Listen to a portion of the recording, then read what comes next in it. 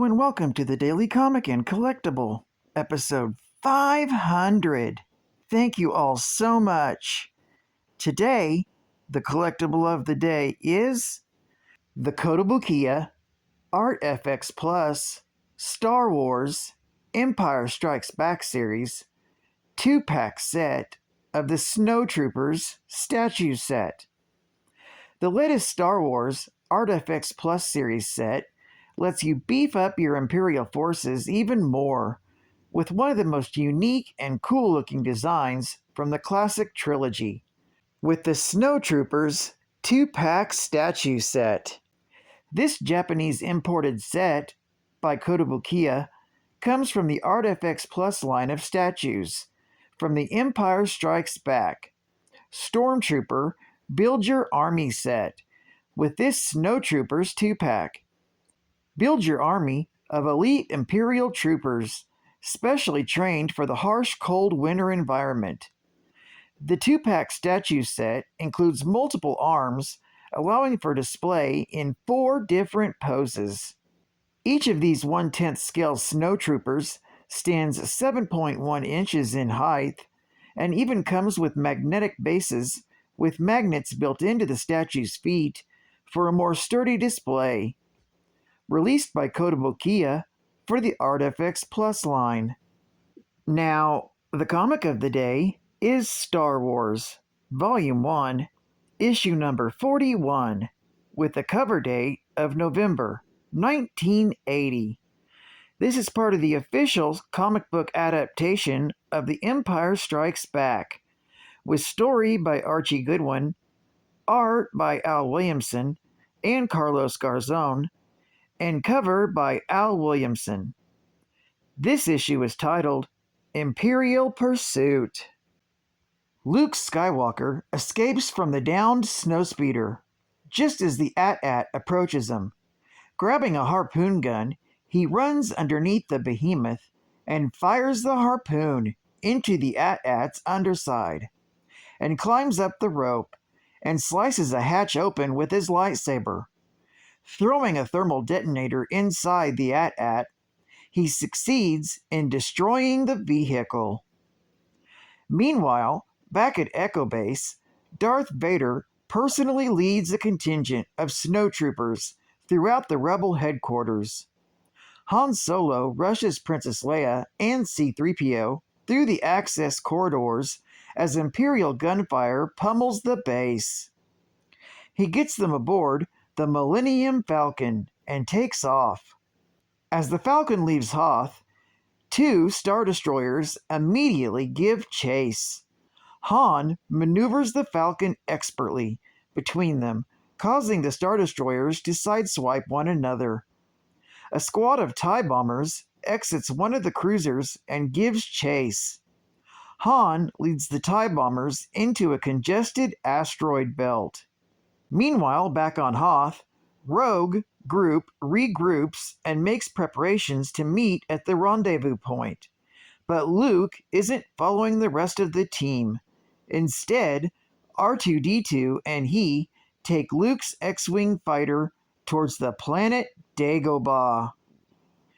Arriving there, Luke lands his X-Wing in a thick, swampy bog. R2 chirps a warning to him as he exits the cockpit. A strange, small creature watches the two from afar. This story is continued in Star Wars, issue number 42. Geek Fact. This is considered a major key, being the first cameo appearance of Yoda. Cover art featuring the Millennium Falcon. It also contains a 5-page explanation of Yoda's initial goblin-like appearance, illustrated in the Marvel paperback edition of Empire Strikes Back. It's also the first appearance of the planet Dagobah, the first Imperial repeating blaster cannon, first appearance of TIE bombers, and the first appearance of Darth Vader's meditation chamber. Bonus Geek Fact. This is part 3 of the 6-part adaptation of The Empire Strikes Back. Another bonus geek fact.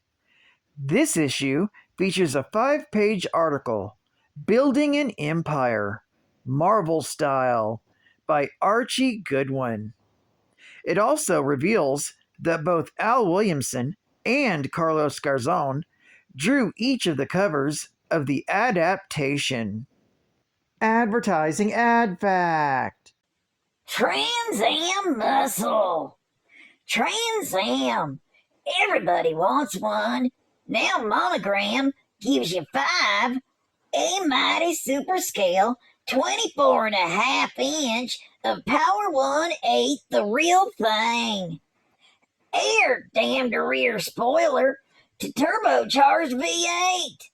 Plus 3 glue together 124 scale kits. And 1 no glue snap tight model. Each is authentic as only Monogram can be. Accurate details, parts molded in realistic colors, slick looking decals. Monogram means Trans Am muscle. Wherever toys or kits are sold. Get the Turbo Trans Am, the Trans Am Street Machine, the Trans Am Pontiac, or the Snap Tight Trans Am. Only from Monogram, right down to the last detail. State-of-the-art gaming. Wow, my very own electronic marbles. As seen on TV. Help Spider-Man rescue his friend with this new video game.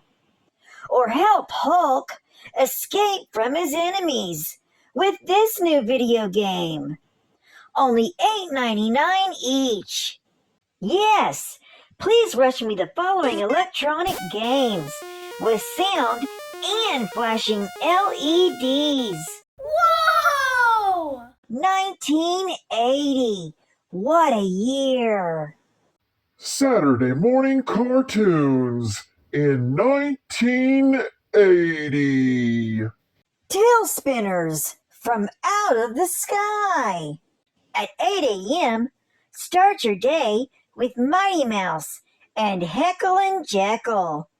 Then at 8:30, tune into the all-new Tom and Jerry Comedy Hour. At 9 is the Bugs Bunny and Roadrunner Show. Then at 10:30 is the all-new Popeye Hour. He am what he am, and he always will be.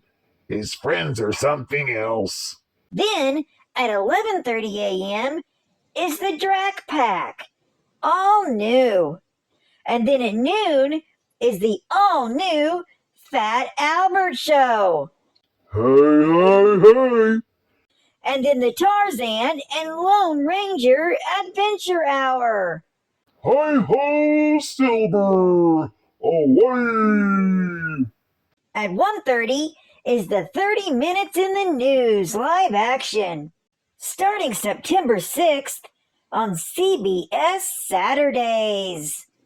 We now return control of this comic book to you. And final geek fact. Dagobah was an outer rim planet in the Dagobah system, a remote world of swamps and forests.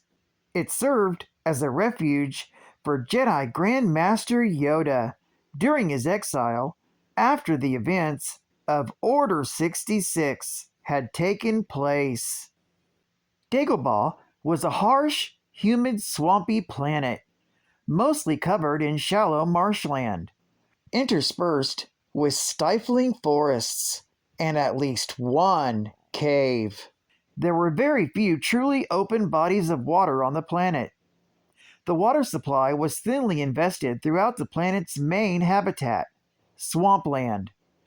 Although there were vast expanses of mud fields, Dagobah was home to many creatures, such as bogwings, dragon snakes, nudge, sleens, vine snakes, and swamp slugs. Examples of flora included the adder moss, the Hassling, and the Gnarled Tree.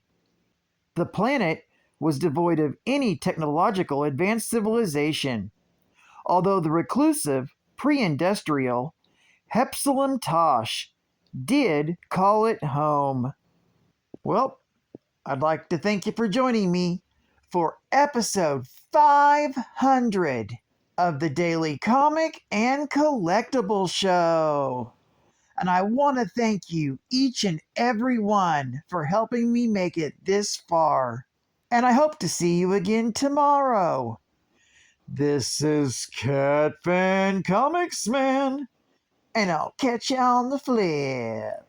Over and out.